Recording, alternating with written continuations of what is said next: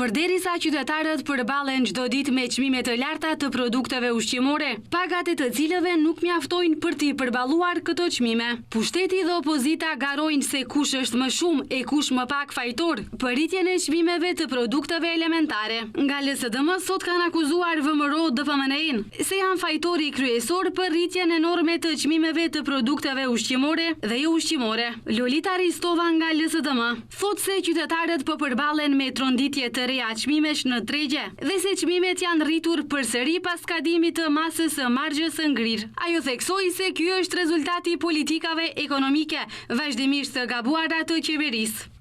Храната и производите.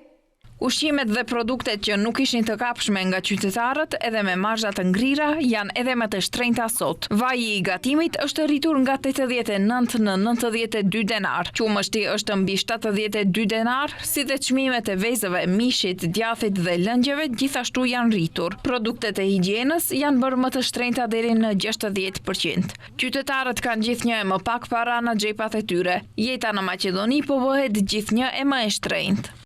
Akuzave të LSDM-s i është përgjigjur VMRO DPMNE-ja. Ata thonë se LSDM-ja ishte ajo që bëri gjithçka për të rritur çmimet e produkteve, që shkatroi standardin e jetesës së qytetarëve dhe e plaçkiti popullin. Ndërkaq, siç thonë ata, tani po shtiret hipokritisht se është e shqetësuar.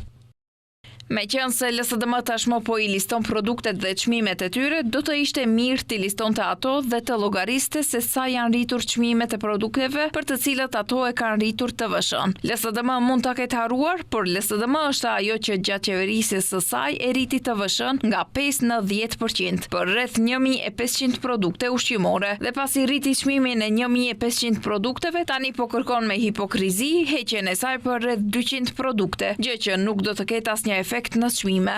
Nga LSDM kërkojnë që qeveria të braktisë menjëherë politikat e dëmshme ekonomike dhe të pranojë propozimet e LSDM-s që sipas tyre do të nënkuptojnë një ulje reale të çmimeve dhe një rritje të pagave.